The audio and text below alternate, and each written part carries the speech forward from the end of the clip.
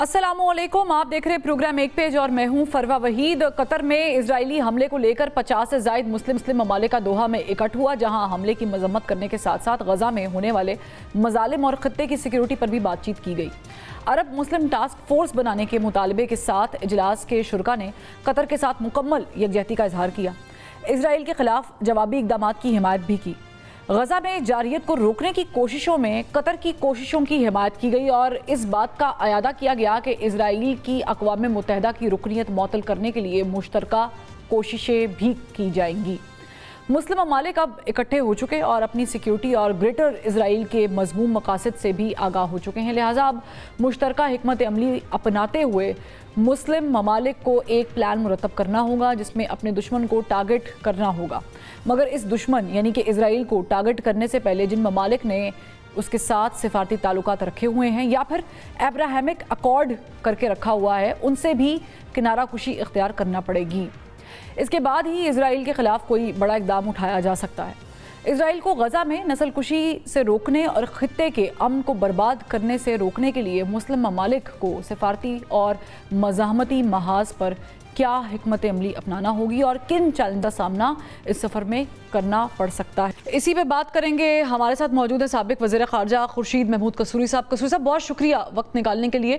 कल हमने देखा कि हंगामी मुस्लिम ममालिक का इजलास और फिर समिट के जो फीचर्स सामने आए हैं सैलिएंट, उसमें एक तो चीज़ वाज़े तौर पर सामने आई है कि मुस्लिम उम्मा को इत्तेहाद करना पड़ेगा और साथ ही साथ एक कोई टास्क फोर्स मुस्लिम ममालिक को बनानी पड़ेगी कि जो ज़ाहिर है कि नेटो की तर्ज पर हो या उस जैसी हो, to secure things against Israel. आप समझते हैं कि इजलास का जो एलामिया आया है वो यही एक्सपेक्ट किया जा रहा था और यही होना चाहिए था?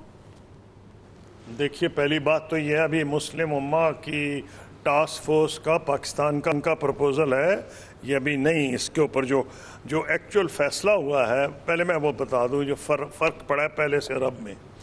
फ़र्क यह है कि देखें, पाकिस्तान पे जो हमला हुआ हिंदुस्तान ने किया, अब हम हाथ पे हाथ रख के खुद बैठ जाए और कहें इस्लामिक उम्मा किधर है, दुनिया किधर है, ऐसे नहीं चलता। हमने फ़ौरन उसका जवाब दिया, फिर हमारे दोस्त भी हाथ आ गए, तुर्की आ गया, अज़रबैजान आ गया, फिर हमारी अखलाकी सपोर्ट होने लगी मुस्लिम वर्ल्ड से। तो पहला मसला ये है, वो उर्दू में कहते हैं कि मुद्दई सुस्त गवाह चुस्त।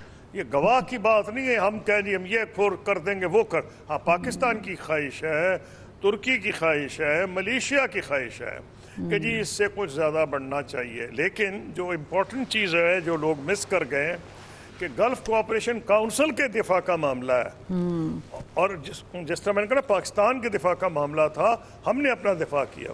गल्फ़ कोऑपरेशन काउंसिल पहली दफ़ा अब ये कह रही है कि हमारा जो कलेक्टिव डिफेंस मैकेनिज्म है, हम उसे बरूए कार लाने के सिलसिले में इक़दाम उठा रहे हैं। Now that is something which is important. उसकी वजह यह है कि कोई हैरानी नहीं होगी कि दोबारा ट्रंप साहब की ये कहने के वो दोबारा हमला नहीं करेगा फिर कर दे। उसकी एक वजह है, वो समझ चुके हैं नेतन्याहू कि ट्रंप साहब चाहे ना चाहे कुछ नहीं कर सकते। उसकी एक वजह है, लोग तो पूछ रहे थे ना जी उनको ट्रंप को पता था नहीं पता था। मैंने कहा doesn't matter, it's an इमैटेरियल question. असली चीज ये है कि अमेरिका कुछ कर भी सकता है या नहीं। जो नेतन्याहू समझ चुके हैं वो ये है कि जो रिपब्लिकन राइट है जिसकी नुमाइंदगी प्रेसिडेंट ट्रंप कर रहे हैं, ये हिलना भी चाहे नहीं हिल सकते। इनका जो सपोर्ट बेस है इनको खा जाएगा। बिल्कुल एग्जैक्टली। और आप समझते हैं, सॉरी कसूरी साहब, जो मामला है, जी प्लीज कंटिन्यू भी कीजिएगा, साथ में इस पे एक छोटा सा ज़मीनी सवाल भी करना है क्योंकि आज नेतन्याहू ने काइंड ऑफ ब्लैकमेलिंग भी की है। उन्होंने कहा है कि चेरी टमाटोज आप खाते हैं, the mobile phone that you hold in your hands that is coming from us. तो अमेरिका जाहिर है कि उसको इट्स काइंड ऑफ थ्रेट या ब्लैकमेल। तो आप तो बिल्कुल ठीक बात कर रहे हैं कि डोनाल्ड ट्रंप साहब चाहकर भी कुछ नहीं कर पाएंगे। नहीं, आप निकल बात की क्योंकि मैंने अभी पढ़ा नहीं, मैं इस पर कमेंट नहीं करूंगा। आई डोंट कमेंट, मैं हवाई नहीं छोड़ता। मेरी सिंपल सी बात है, अब रिपब्लिकन राइट की नुमाइंदगी है। आप देखें ना कितनी सितम ज़रीफ़ी है कि जा कतर रहे हैं, मेल पहले रहे हैं, उनके फॉरेन मिनिस्टर जो हैं वो गए हैं اسرائیل کے پرائم منسٹر کو ذرا ٹھنڈا کرنے کے لیے، اور انہوں نے یہ کہا ہے کہ ٹرمپ صاحب کہہ رہے ہیں دوبارہ نہیں حملہ ہوگا، وہ کہہ رہے ہیں جب ضرورت ہوگی حملہ ہوگا. آج بھی کہا انہوں نے، جو بھی ان کی رپورٹ ہو رہی تھی، اور ان کے جانے کے بعد کہا ہے روبیو صاحب کے. اس کا مطلب یہ ہے کہ ٹرمپ، ان کو دو چیزیں سمجھ آ گئیں. ایک تو یہ ہے کہ شاید نہ، جب تک امریکن پریزیڈنٹ تھریٹن نہ کرے انہیں، وہ ہم نے دیکھا نہیں ابھی تک. نمبر دو، جو یہ نا کہ جی یہ بھی بات ٹھیک ہے تو وہ بھی ٹھیک ہے، تو حماس کو بھی ٹیررسٹ کو ختم کر دیں گے اور یہ ہوگا وہ ہوگا. اب پوائنٹ آ گیا ریکننگ کا، جیسے کہتے ہیں وہ پتے دکھانے پڑیں گے. اب وہ پوکر گیم نہیں چلے گی. ایک وارننگ سگنل آ گیا. جس قسم کے ورڈ یوز ہوئے، جوائنٹ اسٹیٹمنٹ جو اسلامک ورلڈ اور عرب لیگ کا ہے، ٹریچرس، ایگزیکٹلی ٹریچرس، دھوکے باز ہیں. اور اتنے سخت الفاظ اس کے بارے میں اور بھی ہوئے ہیں کہ یہ پہلے کبھی نہیں ہوتے. نمبر 1. نمبر 2 یہ وسط ہو رہے ہیں جب ٹرمپ صاحب آؤٹ آف دا وے جا کے کہہ رہے ہیں کہ اسرائیل کی سیکیورٹی یہ ہے وہ ہے. پھر اسی وقت اعلانیہ آیا ہے کہ اس کا مطلب ہے کہ ان کو بھی اعتبار نہیں کہ ٹرمپ صاحب کچھ کر سکیں گے یا نہیں. انہوں نے کہا ہے کہ جو گلف کا، اور بالکل مناسب کا ہے، اگر پاکستان اپنا خود دفاع نہیں کرے گا تو کیسے توقع کر سکتا ہے کہ دوسرے توقع کرے. اور کسوری صاحب انہوں نے کہا ہے کہ ہمارا ایک چیز اور ایڈ کر لیتے ہیں، کیونکہ اسرائیلی نہیں، انہوں نے کہا ہے ہمارا اپنا جو ڈیفنس میکنزم ہے وہ آپریشنل ہوگا. یہ بڑی تھریٹ ہے. اس کی وجہ ہے ان کے پاس جہاز بھی ان جیسے ہیں، ان کے پاس ہر قسم کی چیز ہے. اگر ایران کے میزائل جو زیادہ دور ہے اور جو جتنا سوفسٹیکیٹڈ نہیں تھا اس کو ڈینائی کی گئی ہے ٹیکنالوجی، وہ بھائی ان کے کچھ نہ کچھ تو پہنچ ہی جائیں گے نا میزائلز. تو تھریٹن کرنا کہ جو ہمارا جوائنٹ میکنزم ہے ڈیفنس کا، مجھے تو پتہ بھی نہیں تھا کہ وہ ہے بھی یا نہیں، لیکن انہوں نے کہہ تو دیا نا. اب یہ ٹرمپ صاحب کو بھی سوچنا پڑے گا. تو اس لیے یہ اچھی بات ہوئی ہے جو انہوں نے یہ کہا ہے. اسلامک امریکہ تو آلریڈی سوچ بھی رہا ہے. 3.4 ارب ڈالرز جو ہے امریکہ نے اپنا دفاعی سسٹم اپ گریڈ کرنے کے لیے، جو کہ ظاہر ہے کہ معاونت سے بنایا گیا تھا اسرائیل کی، وہ بہت ساری چیزیں امریکہ ڈیفنس کے تناظر میں بھی چینج کرنے کی طرف آ گیا ہے، اس کی منظوری بھی دے دی گیا. But on the other hand a very important point جو میں چاہ رہی ہوں جس پہ آپ روشنی ڈال لیں، وہ یہ ہے کہ 2-3 مواقع پر، چاہے وہ UN کے میں مندوب ہوں اسرائیل کے، یا پھر نیتن یاہو ہمسیلف ہوں، انہوں نے پہلے اسامہ بن لادن کے ساتھ کوڈ کر دیا، پاکستان کی سچویشن کو ملانے کی کوشش کر دی، پھر اس پہ ہزیمت اٹھانا پڑی، اور آج ہم نے پھر دیکھا کہ پھر انہوں نے جو ہے وہ پاکستان کو پوائنٹ آؤٹ کیا. سیمز لائک اسرائیل جو ہے وہ چاہ رہا ہے کہ کوئی ڈائریکٹ انڈائریکٹ کانفلکٹ. کس نے پوائنٹ آؤٹ کیا؟ نیتن یاہو. آج کس نے کیا؟ آج پھر میں نے نہیں سنا. اگر کہا ہے تو صحیح آپ کہہ رہی ہوں گی. انہوں نے پہلے بھی کہا. دیکھیں مسئلہ کچھ اور ہے. وہ یہ اس طرح کہہ رہے ہیں کہ بھئی آپ، وہ امریکہ اور ویسٹ کو یہ کہہ رہے ہیں کہ آپ ڈبل سٹینڈرڈز کا شکار ہیں، آپ منافق ہیں. آپ پکا الہی پاکستان تھا، آپ نے کوئی پرواہ نہیں کی، آپ نے حملہ کیا اور اٹھا کے لے گئے. یہ تو بالکل بھونڈی اور نان سینسیکل قسم کی وہ انہوں نے ایک ایگزامپل دیا ہے. Pakistan was not a declared terrorist state. Pakistan کے کسی لیڈر کے پاس انٹرنیشنل کرمنل کورٹ کے اریسٹ وارنٹس نہیں تھے. ان کے پرائم منسٹر کے is now accused of genus committing suicide. He is accused of using hunger as a weapon of war. دنیا کی جتنی غلیظ ترین کرائمز ہیں وہ کمٹ کر رہا ہے. وہ کس طرح پاکستان سے اپنے آپ کمپیئر کر سکتا ہے؟ اس لیے کہنے سے کچھ نہیں تھا. اگلی بات یہ، کیا پاکستان کو کوئی ڈر ہے اسرائیل کا؟ دیکھیں بات یہ ہے، ہمیں تو ہمیشہ چوکنا رہنا چاہیے. میں ایز فارن منسٹر میرا واحد ہوں جس کی اتنی ہائی لیول میٹنگ ہوئی تھی as with the deputy prime minister of Israel in Turkey. ہماری معاونت کی تھی میٹنگ میں. صدر اردوان نے ترکی میں میٹنگ کرائی تھی.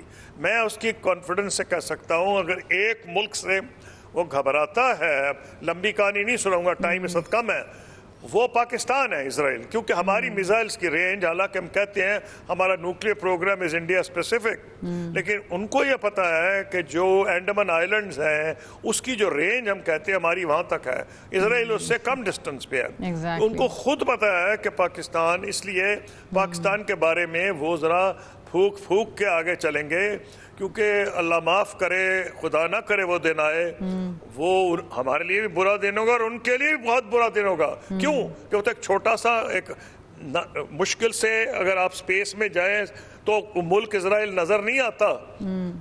میں آپ کہہ رہے نظر نہیں آتا، میں سوری قطع کلامی کی معافی چاہوں گی خورشید قصوری صاحب، اگر آپ گوگل پہ میپ کھول لیں ڈیجیٹل تو I'm sorry وہاں فلسطین نظر نہیں آتا، وہاں پر صرف اسرائیل لکھا ہوا ہے، غزہ کی پٹی کی سٹرپ کا وہ نشان ڈالا ہوا ہے، مطلب ڈیجیٹلائز طریقے سے چینج کر دیا، کچھ بھی نظر نہیں آتا. پاکستان سے جی لیکن قصوری صاحب اس پہ ایک اہم پوائنٹ یہ ہے، پاکستان سے مقابلہ کر رہا ہوں. نہیں آپ نے جو پاکستان کا ذکر کیا ہے نا، اللہ معاف کرے وہ دن نہ آئے، پاکستان اپنا دفاع کر سکتا ہے، اسرائیل کو پتا ہے، بالکل اگر یہ بہت بڑا بلنڈر کرے گا. ہاں جی بس ٹھیک ہے. ایگزیکٹلی. قصوری صاحب ایک اور اہم سوال ہے، وہ یہ ہے کہ خلیج ممالک کو ظاہر ہے کہ پاکستان نے بھی کہا ہے کہ بھائی، اور یہ جنون بات ہے کہ اگر آپ آج نہیں اٹھیں گے، عرب آج نہیں اٹھے گا، خلیج آج نہیں اٹھے گا، تو پھر یہ کل کو آگ جو ہے وہ سب گھروں پہ لگے گی.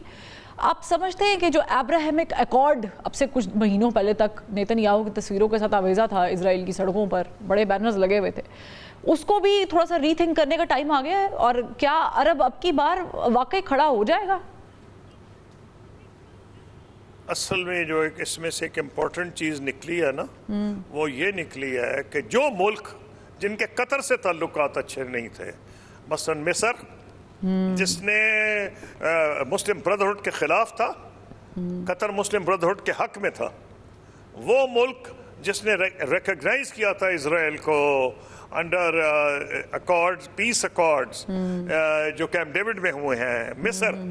مصر کا صدر وہاں پہنچا ہے، پھر یو اے ای کا صدر پہنچا ہے. ان کے آپس میں ایک زمانے میں اچھے تعلقات نہیں تھے، ایک زمانے میں تو سعودی عرب کے اور ان کے بھی اچھے تعلقات نہیں تھے، بعد میں امپروو ہو گئے ہیں.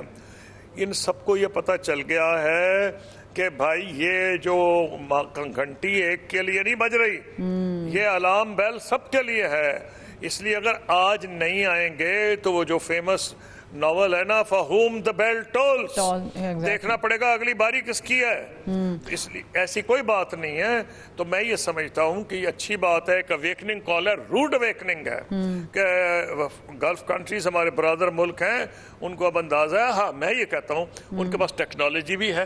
اب وہ بائی دا وے وہ گلف نہیں ہے، اب میرا خیال سے ہوش کے ناخن لینے کا وقت ہو جائے گا، لیکن ہو چکا ہے بلکہ. لیکن جنیوا کنونشن سے، جو جنیوا میں منعقد ہو رہا ہے اجلاس ہنگامی یو این او کی طرف سے، اس سے کوئی امیدیں وابستہ کی جا سکتی ہیں؟ دیکھیے بات سمپل سی ہے، یو این او تو ایک اخلاقی آپ کی سپورٹ کر سکتا ہے، وہ کر چکا ہے ماضی میں، چاہے وہ جنیوا میں ملے یا نیو یارک میں ملے، ڈزنٹ میٹر. چاہے وہ ہیومن رائٹس کمیشن کے لیے ملے جنیوا میں یا جنرل اسمبلی میں ملے نیو یارک میں، ڈزنٹ میٹر. وہ تو کئی مرتبہ بتا چکا ہے کہ اسرائیل کی کیا حیثیت ہے. اس کو سیکرٹری جنرل بتا چکا ہے کہ یہ جینوسائیڈ یوز کر رہا ہے، ویپن آف، یہ hunger as a weapon of war use کر رہا ہے. اصلی چیز یہ ہے کہ کچھ یورپین ممالک جو ہیں اب آہستہ آہستہ اپنے پبلک اوپینین کے پریشر میں ریکگنیشن آف اسرائیل کی طرف اور ریکگنیشن آف پیلسٹائن کی طرف جا رہے ہیں. اچھا وہ بہت بڑی بات ہوگی ہے اور نہیں بھی. پہلی بات ہے کہ اس سے بڑی بات یہ ہے کہ جو اتنی لمبی باتیں ہوئی ہیں، پہلا قدم جو لوگ ایکسپیکٹ کریں گے، آپ اتنے بڑے دعوے کر رہے ہیں کلیکٹیو ڈیفنس، یہ وہ، کیا وہ ملک جنہوں نے اسرائیل کو ایکسپٹ کیا ہے، یعنی گلف کے یا اور مسلم ممالک، وہ ریکنسیڈر کریں گے؟ That's the first test. Number 2، جو یہ جو ملک ہیں جیسے فرانس ہے، ٹھیک ہے، ابھی recognise I appreciate that Europe کے جو ملک آ رہے ہیں ان کا ٹیسٹ یہ شروع ہوگا کہ کیا صرف وہ یہی کرتے ہیں یا وہ کہتے ہیں کہ ہم کو سینکشنز بھی لگا دیں گے یا تمہیں ویپنز نہیں بیچیں گے یا تم ہماری اوور فلائٹ نہ کرو، تم انٹرنیشنل کرمنل ہو under the European Union laws, you can be arrested and sent to the International Criminal Court. Exactly وہ آہستہ آہستہ قدم ہے، پہلے یہ تو دیں اور اس کے لیے میرا خیال سے جو یہ ایک سفارتی سطح پر جو ڈائیلاگز اور تعلقات ہیں جو کہ ہم مسلم نیشن بات بھی کریں۔ تھینک یو سو مچ کسوری صاحب فار جوائننگ اس، اور بڑا اچھے طریقے سے آپ نے اس چیز کو ڈیپلی ڈسکس بھی کیا ہے۔ وہ یہ ہے کہ پہلے تو ظاہر ہے کہ آپ دوبارہ سے تھنک کریں گے کہ آپ نے ایکسیپٹ نہیں کرنا عرب ممالک نے، اور پھر آپ اس کی طرف آئیں گے، پھر ابراہیمک اکارڈ کو آپ ریووک کریں گے۔ بہت ساری ایسی چیزیں ہیں اور وقت آ گیا ہے کہ اس پہ سوچنا بہت ضروری ہے۔ ایک بریک لیتے ہیں، پھر واپس آتے ہیں تو تھوڑا سا پولیٹیکل جو سیناریو میں چیزیں چل رہی ہیں اس پہ ڈسکشن کریں گے ایک بریک کے بعد۔ ویلکم بیک ناظرین۔ نہ کوئی روڈ میپ اور نہ کوئی بیانیہ، پاکستان تحریک انصاف ایسی بند گلی میں پھنسی ہے کہ نہ آگے کو راہ نکل رہی ہے اور نہ واپسی کا کوئی آپشن موجود ہے۔ قیادت کے اختلافات ختم نہیں ہو رہے، اپنی ہی ورکر خواتین کی عزت پامال کی جا رہی ہے۔ عائشہ علی ہوں یا پھر صنم جاوید جو کل پاکستان تحریک انصاف میں آئیڈیل تھیں، آج ان کی کردار کشی ہو رہی ہے۔ عمران ریاض خان اور دیگر یوٹیوبرز جو کل تک پاکستان تحریک انصاف نوجوانوں کے ہیروز تھے، آج ان کے خلاف مہم چلائی جا رہی ہے۔ وزیر اعلیٰ کے پی علی امین گنڈا پور جو کل تک اسلام آباد پر چڑھائی کرنے کے بیان دیتے تھے اور ورکرز کے ہیرو جاتے تھے، آج انہیں بھی ورکرز کے پریشر میں آ کر اڈیالہ جیل کے باہر بیٹھنا پڑ رہا ہے اور بیان دینا پڑ رہا ہے کہ میں کیا کروں، جیل توڑ کر بانی پاکستان تحریک انصاف سے ملاقات کروں۔ فی الحال تو بیٹھوں گا جب تک ٹائم ہے ملاقات کا، تب تک بیٹھوں گا، پھر اگر آپ کہیں گے تو پھر رات کو ہی بیٹھ جاؤں گا۔ جیل میں توڑ بھی تو اندر گھس جاؤں تو دیوار توڑ کے جیل کی دروازہ کیا خان صاحب کیا مجھے پھر مطلب ہے ملاقات میری کرا دیں گے ادھر؟ تو یہ سارا جو ہے انہوں نے ڈرامہ بنایا ہوا ہے اور پنجاب حکومت یہاں پہ کچھ نہیں ہے۔ سیاسی مخالفین کی کردار کشی، جذباتی الزام تراشی اور بغیر دلیل اور منطق کے ریاست اور سیاسی پارٹیز کے خلاف ہرزہ سرائی کی جو آگ پاکستان تحریک انصاف نے نوجوان نسل میں بھڑکائی تھی، وہ آج ان کی اپنی ہی دہلیز تک پہنچ چکی ہے۔ عاقبت ناندیش فیصلوں کی وجہ سے پارٹی کے ارکان اسمبلی آج کسی اور پارٹی کے جھنڈے تلے کھڑے ہیں۔ احتجاج کی لیڈرشپ کسی اور سیاسی پارٹی کے رہنما کو دی گئی ہے اور قومی اور صوبائی اسمبلی کے عہدے بھی پارٹی سے باہر جاتے جاتے بچ گئے۔ نہ مذاکرات ہو رہے ہیں، نہ عدالتی کیسز ٹھیک طرح سے پیروی کر کے رہائی مل رہی ہے اور نہ ہی پولیٹیکل سپیس مل رہی ہے۔ جارحانہ حکمت عملی پاکستان تحریک انصاف کو آج سب سے زیادہ اسٹریٹ پاور رکھنے کے باوجود کیٹرپلر بنا چکی ہے اور یہ اپنے ہی بوجھ تلے دبتے جا رہے ہیں۔ اسی پر بات کریں گے، ہمارے ساتھ موجود ہے ممبر قومی اسمبلی سینئر رہنما پاکستان تحریک انصاف علی محمد خان صاحب۔ خان صاحب بہت شکریہ وقت دینے کے لیے۔ مجھے بتائیے گا کہ پارٹی کے جو سیکرٹری جنرل ہیں سلمان اکرم راجہ، وہ کہہ رہے ہیں کہ عمران خان بغیر ڈیل کے جو ہے وہ باہر آئیں گے، لیکن یہ کیسے ڈیل کے بغیر باہر آئیں گے؟ کیا کوئی آفر موجود ہے؟ جی بہت شکریہ۔ بسم اللہ الرحمن الرحیم، اللہم صلی علی محمد وعلی آلہ وصحبہ وسلم۔ سب سے پہلے تو میں یہ کہوں گا کہ دیکھیے خان صاحب نے اگر ڈیل کرنی ہوتی، ڈیل کا مطلب دیکھیں کمپرومائز ہے آن یور پرنسپلز۔ سیاستدان دو طریقے سے راستہ نکال سکتا ہے، یا تو اپنے سارے اصولوں کو بالائے طاق رکھ کے ریلیف لے کے وہ جو ہے وہ نکل آئے، اس کو جسمانی طور پہ تو سہولت مل جاتی ہے یا آسائشیں، لیکن اس کا نظریہ قربان ہو جاتا ہے۔ دوسرا ہے کہ کوئی لیگل پروسیس یا کوئی جو پولیٹیکل پروسیس ہے جس سے اس کے نظریہ کمپرومائز نہ ہو، اس سے وہ باہر آئے۔ میں تو اس چیز کا حامی ہوں، ڈیل کا تو سرے سے میں حامی نہیں ہوں۔ خان صاحب تو میں سمجھتا ہوں اللہ ان کو زندگی دے، مر جائیں گے، ڈیل نہیں کریں گے۔ خان صاحب کے پاس ابھی ریسنٹلی کوئی آئی ہے یا کوئی موجود ہے؟ دیکھیں میں ایگزیکٹ کنفرم نہیں کر سکتا، مناسب بھی نہیں ہے اس طرح کی چیزیں پہ زیادہ کنجیکچرز کرنا، لیکن 9 مہینے سے میری ملاقات بند ہے۔ کل میں پورا دن صبح توشہ خانہ 2 کیس پہ وہاں موجود تھا۔ مجھے ایک سہولت تھی کیونکہ پولیٹیکل کے ساتھ ساتھ ایز اے لائر بھی میں کیس کے دوران چلا جاتا تھا، لیکن اب 9 مہینے سے میری تو انٹری بند ہے. مجھے نہیں سمجھ آتی, کچھ لوگ چلے جاتے ہیں, میں سب کی عزت کرتا ہوں, رسپیکٹ کرتا ہوں.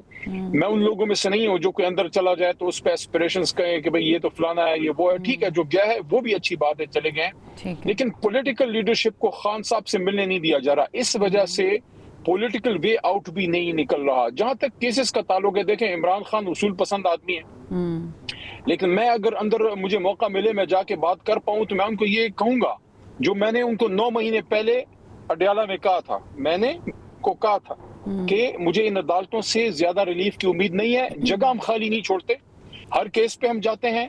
ہائی کورٹ, سپریم کورٹ یا اڈیالہ جہاں پاسبل ہو میں جاتا ہوں, ہمارے وکلاء موجود ہوتے ہیں. لیکن 200 کیسز ہیں, 200 کیسز میں اگر ہم لیگل پروسیس پہ جائیں, اگر تو لیگل کیسز ہوں تو بندہ کہے کہ میں خان صاحب تو اصولی آدمی ہیں, وہ تو کہیں گے کہ میں تو عدالت سے آؤں گا. لیکن عدالتوں کی پوزیشن دیکھ لیں 26ویں ترمیم کے بعد, 200-250 کیسز اس بھلے آدمی پہ ان لوگوں نے بنا دیے ہیں. کیا وہ دہشت گرد ہے عمران خان؟ اس لیے میں یہ سمجھتا ہوں, میں نے پچھلے 2 سال سے ایک بات کی ہے اور میں اس کو سچ سمجھتا ہوں, اس لیے میں نے عمران خان صاحب کے سامنے بھی یہ بات کی. صحیح, لیکن خان صاحب اور وہ یہ ہے کہ یہ پولیٹیکل کیسز ہیں کہ یہ جو ہے پرویز صاحبہ, یہ بات سمجھ لیجئے, یہ پولیٹیکل کیسز بنائے گئے ہیں. ان کا حل بھی پولیٹیکل ہے. میں اس بات پہ ایگری کر لیتی ہوں, پولیٹیکل کیسز پاکستان کی تاریخ میں بنتے رہے ہیں, یہ بھی بن رہے ہوں گے. لیکن علی امین گنڈاپور صاحب کے ساتھ کیا ایشو کیا چل رہا ہے؟ کل وہ کافی زیادہ اپسیٹ تھے, ملاقات نہیں ہو سکی, لیکن انہوں نے سوشل میڈیا پر بھی تنقید کی. صنم جاوید ہو گئی یا عائشہ صاحبہ ہو گئی یا دیگر خواتین جنہوں نے پارٹی کے لیے بہت ساری قربانیاں دی ہیں, جیل کاٹی ہیں, سیمز لائک آپ کی اپنی سوشل میڈیا ان کو ٹرول کر رہی ہے بڑی نیگیٹو وے میں. اور میں خاتون ہوں, کسی بھی خاتون کو ایسے نہیں کرنا چاہیے. عمران ریاض جو ایک طرف پاپولر تھے بہت زیادہ پی ٹی آئی میں, اب ان پہ بھی تنقید ہو رہی ہے. چلے یہ تو ہو گیا, علی امین گنڈاپور صاحب پر ہو رہی ہے. تو آپریشن کے لحاظ سے ہو گیا یا دیگر ایشو کے لحاظ سے کیا چل کیا رہا ہے پارٹی کے اندر؟ دیکھیں چل وہی رہا ہے کہ جب ہیرو اسکرین پہ نہ ہو تو پھر ادھر ادھر کیمرہ جاتا رہتا ہے. نہیں, ہیرو نہیں علی امین گنڈاپور صاحب, وہ بھی تو ہیرو ہی ہیں جو کہتے ہیں میں چھڑوا لوں گا. ہیرو اڈیالہ میں ہے, ہیرو اڈیالہ میں بیٹھا ہے تو ظاہر ہے پھر وہ کچھ نہ کچھ مسئلے مسائل تو چلتے رہتے ہیں. لیکن علی امین کی اپنی ایک طبیعت ہے, وہ ایک دبنگ آدمی ہے, وہ ایک بولڈ آدمی ہے, وہ کیئرفل آدمی اس طرح سے نہیں ہے. اس کی باتوں میں سے چیزیں نکالنا بڑا آسان ہے, لیکن یہ دیکھیے کہ وہ اتنی مشکلات کے باوجود عمران خان صاحب کے ساتھ مضبوط کھڑا ہے. اس کو کتنے مسائل کا سامنا ہے. عمران خان صاحب کے ساتھ جب سلامتی کونسل کمیٹی کا اجلاس ہوتا ہے وہاں پر وہ آپریشن کی اجازت دے دیتے ہیں, پھر باہر آ کر آج علیمہ خان صاحبہ کا سارٹ نکال کے دیکھ لیں, وہ کہہ رہی ہیں کہ عمران خان صاحب نے پیغام دیا ہے کہ کوئی صوبے میں آپریشن نہیں ہوگا. آپریشن کی اجازت دے دیتے ہیں, پھر آ کے باہر کہتے ہیں کہ آپریشن کی اجازت نہیں دے رہے. یہ کس قسم کے آپ سمجھتے ہیں کہ بولڈنس ہے, جو اپنے 2 بیانیے کو ایک نہیں کر پا رہے تو وہ اب پارٹی کو کیسے ایک کریں گے؟ بڑے میس لیول کا کوئی آپریشن تو وزیر اعلیٰ صاحب اور ان کی ترجمان نے یہ بارہا کہا ہے کہ صوبے میں نہیں ہو رہا. انٹیلیجنس بیسڈ آپریشن ہوتے ہیں. اس وجہ سے دیکھیں پولیٹیکل باتیں اسائڈ, نیشنل یونٹی, لوگوں کی جانیں خطرے میں ہیں, ہمارے جوان بھی شہید ہو رہے ہیں.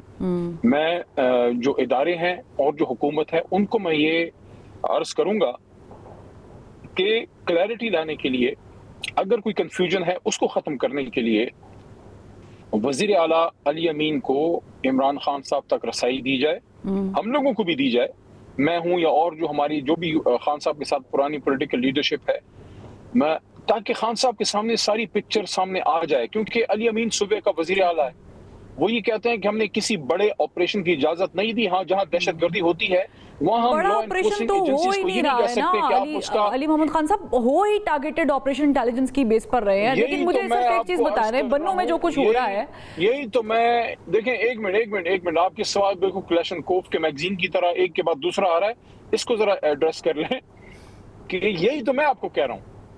یہی تو وزیر اعلیٰ علی امین نے پولیٹیکل کمیٹی کی میٹنگ میں یہ بات کی کہ مجھے رسائی اگر ملے تو میں خان صاحب کے سامنے ساری چیزیں کرسٹل کلیئر جو ہے وہ رکھ دوں. اب جس طرح کے حالات صوبے میں ہیں اس کا ادراک یعنی کہ تو اس کا وزیر مطلب اعلیٰ تو کو پھر ہے۔ یہ تو ہوا کہ مجھے خان بتائیں، صاحب کو جو لوگ مل رہے ہیں خان صاحب وہ پھر درست اور مکمل انفارمیشن نہیں دے رہے ہیں، جس کے بعد پھر علیمہ خان صاحبہ آ کے کچھ ایسی بات کر دیتی ہے، اور شاید علیمہ خان صاحبہ کو بھی انفارمیشن نہیں کہ وہ جا کے اپنے بھائی کو بتائیں کہ بھئی ایسا نہیں ایسا ہے، اور ملاقات آن دی ادر ہینڈ آپ کہہ رہے ہیں کہ ہو نہیں رہی، دیٹ از جسٹیفائڈ.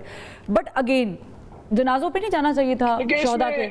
اس میں میں عرض کرتا ہوں، دیکھیں اس سے تاثر یہ نہ جائے کہ کوئی جان کے غلط بات کر رہا ہے. دیکھیں اب نہیں ابھی تو you just said it Khan صاحب کہ خان صاحب کو جو ہے وہ ملیں گے تو پوری مکمل بات بتائیں گے نا، تو that is meant to be کہ یہ تو غلط ہو رہا ہے کہ خان صاحب کے پاس پوری انفارمیشن نہیں ہے اور ان کو وہ اس ہاف انفارمیشن پہ پورا بتا دیتے ہیں. بٹ آپ میرا سوال یہ تھا کہ آپ سمجھتے ہیں کہ علی امین گنڈا پور صاحب کو جانا چاہیے تھا شہداء کے جنازوں پر، فوجیوں کے جنازوں پر؟ وہ نہیں گئے. آپ کے اپنے وہ ہیں سینئر رہنما قاضی انور صاحب، وہ تنقید کر رہے ہیں. بیرسٹر عقیل نے بائی دا وے تنقید کی ہے. ٹائم کم ہے ورنہ میں شارٹ سنوا دیتی.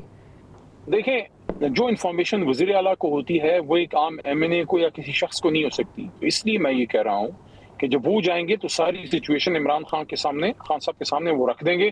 اب یہ حکومت کی ذمہ داری ہے کہ ایک صوبے کے وزیر اعلیٰ کو رسائی دیں. اب جہاں تک شہیدوں کی بات ہے، دیکھیں ایک چیز میڈیا پکڑ لیتا ہے. اب میں اس پارٹی کا پولیٹیکل کمیٹی کا ممبر ہوں، خان صاحب کے ساتھ دوسری دہائی میری سٹارٹ ہو گئی ہے کہ ان کے ساتھ ہوں. میں گیا ہوں میجر جنید کے فیملی کے ساتھ، میں قل پہ بیٹھا تھا، کیپٹن تیمور کے قل پہ میں بیٹھا ہوا تھا جو شہید ہوا ہے. یہ جنگ کے دوران ارتضیٰ بچہ جو کشمیر میں شہید ہوا، وہ ماں کی گود میں کمرے کے اندر، جب وہ اس کے والد کرنل صاحب ہیں، انہوں نے بتایا کہ کوئی گولہ اندر آیا اور وہاں جنگ کے دوران وہ بچہ جو ہے وہ شہید ہوا. اس کے جنگ کے دوران میں اس کے گھر پہ موجود تھا. تو آج جو ہے علی امین نے اس کی وضاحت کی ہے کہ میں واپس آ کے میں ان شہیدوں کے اس پہ جنازوں پہ یا فاتحوں پہ میں جاؤں گا. انہوں نے یہاں تک کہا کہ کچھ پہ میں گیا ہوں، اس پہ وزیر اعظم صاحب نہیں گئے. تو کیا ہم ایک دوسرے کو یہ تانا زنی کریں؟ میں ایگری کرتا ہوں، بالکل جانا چاہیے، میں خود بھی جاتا ہوں، اور میں وزیر اعلیٰ صاحب کو پرسنلی بھی کہوں گا، اور انہوں نے کمٹمنٹ بھی کی ہے. وہ تو جنازوں کو کندھا دینے والا آدمی ہے. وہ تو بے شمار دفعہ آپ نے دیکھا ہوگا، ایک سائڈ پہ آرمی چیف ہوتا ہے، دوسری سائڈ پہ سی ایم گنڈا پور ہوتا ہے، اور وہ کافنز کو جنازہ دے رہے ہوتے ہیں. اللہ ان جنازوں کو روکے، اللہ اس ملک کو محفوظ بنائے، اور اس کے لیے ضروری ہے خدا نہ کہ آپ خواستہ ایسی چیز پولیٹیکل ہونی یونٹی نہیں چاہیے قائم کہ کل کریں. کو میں دوبارہ آپ سے سوال کروں. لیکن خان صاحب لاسٹلی علی امین گنڈا پور صاحب لیکن ایک بات ضروری ہے، ایک بات ضروری ہے، جہاں ہم سے ایکسپیکٹیشن ہے جو جائز ہے، جو ہونی چاہیے، جو ہم کرتے بھی ہیں، میں نے آپ کو گنوایا ہے کہ میں کہاں کہاں گیا ہوں. جہاں ہم سے ایکسپیکٹیشن ہے نیشنل یونٹی کے لیے، کوئی ان لوگوں کی بھی ذمہ داری ہے کہ نہیں. 800 دنوں سے عمران خان کو اندر آپ نے ڈالا ہوا ہے، دہشت گرد ہے. اس نے مودی کو نام لے کے چیلنج کیا. شہباز شریف، نواز شریف، زرداری صاحب، کسی ایک میں ہمت تھی؟ ٹھیک ہے چلے، اب وہ تو اس طرح. تو پھر ایک اور بھی سوال میں کر سکتی ہوں. لاسٹلی مجھے بتائے گا، الزام یہ ہے مودی کا صرف نام لینے کی کے چیلنج کیا گیا. علی امین گنڈا پور صاحب کو کہا جا رہا ہے کہ اسٹیبلشمنٹ کے قریب کے آدمی ہیں. وہ فیصل کریم کنڈی صاحب نے کہا تھا اسلام آباد کا ہاتھ ہے پنڈی کا. مجھے بتائیں کہ ہے کہ نہیں ہے؟ دیکھیں میرے خیال میں تو وہ عمران خان کے قریب کا آدمی ہے، کیونکہ عمران خان کے جیالوں میں سے ہے. باقی دیکھیں تنقید کس پہ نہیں ہوتی، مجھ پہ بے شمار ہوتی ہے، خان صاحب پہ ہوتی ہے، گنڈا پور پہ ہوتی ہے، سب پہ ہوتی ہے، آپ پہ بھی ہوتی ہوگی. چلیں ٹھیک ہے خان صاحب، اب ہماری جو تنقید ہے اس کو تو رہنے دے، لیکن بہت شکریہ آپ نے اپنا قیمتی وقت. اور ناظرین ایک بریک لیتے ہیں، بریک کے بعد جب ہم واپس آئیں گے تو ہمیں سینئر سیاستدان اور سابق سینیٹر مصطفیٰ نواز کھوکھر صاحب جوائن کریں گے. Welcome back. ہمیں جوائن کر چکے ہیں مصطفیٰ نواز کھوکھر صاحب. بہت شکریہ آپ کا سر جوائن کرنے کے لیے. مجھے بتائیے گا کہ آج ہم نے دیکھا ہے کہ قومی اسمبلی کے بعد سینیٹ کی کمیٹی سے بھی مختلف استعفیٰ دے دیا ہے پاکستان تحریک انصاف نے. As a politician do you think it's a good move? Unfortunately جو سیاسی معاملات ہیں، پارلیمنٹ کی ورکنگز ہیں، یہ ساری ایک پوائنٹ آف نو ریٹرن پہ مجھے جاتی ہوئی نظر آ رہی ہیں. آج اسلام آباد ہائی کورٹ کے اندر بھی جو کچھ ہوتا رہا، جس طرح جسٹس جہانگیری کو کام کرنے سے روک دیا گیا، سارے ادارے میننگ لیس ہوتے جا رہے ہیں. ان کی پروسیڈنگز کی جو سینکٹیٹی تھی اس کی کوئی حیثیت نہیں رہ گئی. اب اسی پارلیمنٹ کی آپ دیکھ لیں کہ کیا سینکٹیٹی رہ گئی ہے جب ملک کا بچہ جانتا ہے کہ یہ کس طریقے سے الیکٹ ہوئے. کامن ویلتھ کی ایک رپورٹ لیک ہوئی 1-2 دن پہلے، اس کے اندر بھی یہی ذکر کیا گیا گورنمنٹ کی لیجیٹمیسی کا. اور اسی طرح 26 کانسٹیٹیوشنل امینڈمنٹ کے بعد جوڈیشری کی لیجیٹیمیسی کے اوپر بھی ایک بہت بڑے سوالات کھڑے ہو گئے ہیں. تو اس انوائرمنٹ میں جہاں پر پولیٹیکل سپیس نہ مل رہی ہو, گفتگو کرنے کی آزادی نہ ہو, جہاں پر پیکا قوانین کے تحت جرنلسٹ کو ہراساں کیا جائے, ان کو دن دہاڑے اٹھا لیا جائے, تو ہر طرف ایک صورتحال ایسی بنتی جا رہی ہے جو کسی ایک بڑی سیاسی تبدیلی کا عوام کی حد تک پیش خیمہ بھی ہو سکتی ہے. کیونکہ اگر ہم عوام کے نقطہ نظر سے دیکھیں تو یہ آج ملک کے معاشی حالات بھی تو کچھ ٹھیک نہیں ہے. آپ کے پاس ایک بہت بڑا سیلاب آیا ہے, اور جہاں پر پہلے ہی ملک میں سطح غربت سے نیچے رہنے والے لوگوں کی تعداد ایک خوفناک حد تک بڑی تعداد ہو, جس طرح 45% 46 لوگ سطح غربت سے نیچے رہ رہے ہیں. اور میں کل پرسوں حفیظ پاشا صاحب سینئر اکانومسٹ ہے, ان کا ایک کلپ دیکھ رہا تھا, اور ان کا کہ ان سیلابوں کے بعد یہ جو تعداد ہے یہ 50% سے تجاوز کر جائے گی.